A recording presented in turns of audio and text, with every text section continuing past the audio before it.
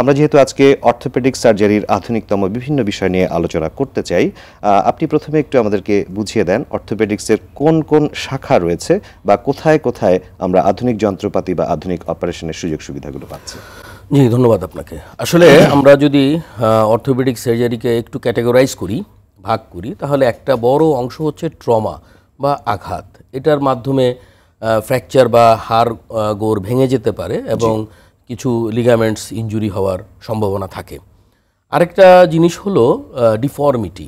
বিভিন্ন কারণে যেই বিকলাঙ্গতা তৈরি হয় বা আকৃতিগত পরিবর্তন হয় হাড় বা হাড়ের জয়েন্টের, সেখানের জন্য সেটাকে আমরা সেই ডিফর্মিটি কারেকশনের জন্য আমরা কিছু কাজ করে থাকি। জি। আরেকটা হলো বিভিন্ন ধরনের টিউমার, হাড়ের মধ্যে বিভিন্ন ধরনের টিউমার হয়, সেই টিউমার চিকিৎসাতেও কিন্তু বর্তমানে আধুনিকতার ছোঁয়া লেগেছে। এছাড়া কিছু ইটসেলফ কিছু ডিজিজ আছে যার জন্য কিছু আধুনিকতর চিকিৎসার প্রয়োজন হয়ে থাকে, যেমন অ্যাডভান্সড অস্টিওআর্থ্রাইটিস অথবা avascular necrosis of femoral head.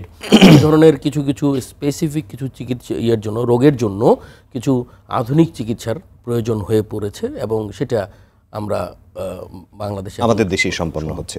আপনি যে উদাহরণগুলো বা যে ডিজিজ বা কন্ডিশনগুলোর নাম বললেন সেগুলি আমরা একটু একটু করে বিস্তারিত আপনার কাছে শুনতে চাই। আপনি লিগামেন্ট ইনজুরির কথা বলেছেন, বা লিগামেন্ট কারো ছিঁড়ে যেতে পারে, কারো পার্শিয়াল বা আংশিকভাবে বা পরিপূর্ণরূপে ছিঁড়ে যেতে পারে। সেই সকল ক্ষেত্রে আধুনিক অর্থোপেডিক সার্জনরা কিভাবে কাজ করছেন একটু যদি বুঝিয়ে বলেন। আচ্ছা, এখানে হলো যে লিগামেন্ট ইনজুরি খুব কমন বা সাধারণ হলো যে লিগামেন্ট ইনজুরি হয়ে থাকে নি জয়েন্টের মধ্যে, নি জয়েন্টের আশেপাশে, হাঁটুতে লিগামেন্ট ইনজুরিটা সবচেয়ে বেশি কমন। শোল্ডার জয়েন্টেও খুব কমন, হাঁটুতে বেশি। তো হাঁটুকে ব্যালেন্স করে রাখার জন্য হাঁটুটা এই জয়েন্টটা তৈরি হয় তিনটি হাড়ের সমন্বয়ে। হ্যাঁ, তো এর হাঁটুটাকে ব্যালেন্স করার জন্য 11টা লিগামেন্ট কাজ করে, ছোট বড়, প্রয়োজনীয় অপ্রয়োজনীয় এরকম। এর মধ্যে 4টা বড় বড় লিগামেন্ট থাকে এবং বাকিগুলো তার সাপোর্টিং লিগামেন্ট হিসেবে কাজ করে থাকে। তো এই লিগামেন্টগুলো যদি ছিঁড়ে যায় বা সম্পূর্ণ ছিঁড়ে যেতে পারে বা আংশিক ছিঁড়ে যেতে পারে, তখন কিন্তু একজন মানুষের চলাচলে, বিশেষ করে তার হাঁটু নিয়ে চলাচলে কিন্তু তার ব্যালেন্স নষ্ট হয় এবং তার চলাচলটা আর প্রপার থাকে না। সে কিন্তু স্বাভাবিকভাবে হাঁটা চলা, বিশেষ করে উঁচু নিচু জায়গায় চলাফেরা করা, সিঁড়ি ওঠানামা করা, দৌড়ানো, এই কাজগুলোর জন্য কিন্তু তার জন্য সমস্যা হয়ে যায়।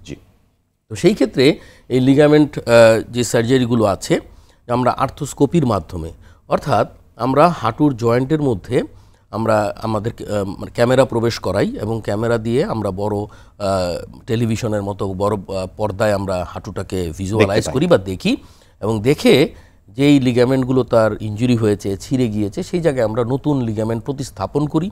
কখনো কখনো দুই হাঁটুর মাঝখানে মেনিসকাস বলে একটা স্ট্রাকচারস থাকে, সেটাও ছিঁড়ে যেতে পারে, ফেটে যেতে পারে। সেখানেও আমরা সেই মেনিসকাসটাকেও রিপেয়ার করতে পারি অথবা মেনিসকাস ব্যালেন্স করতে পারি।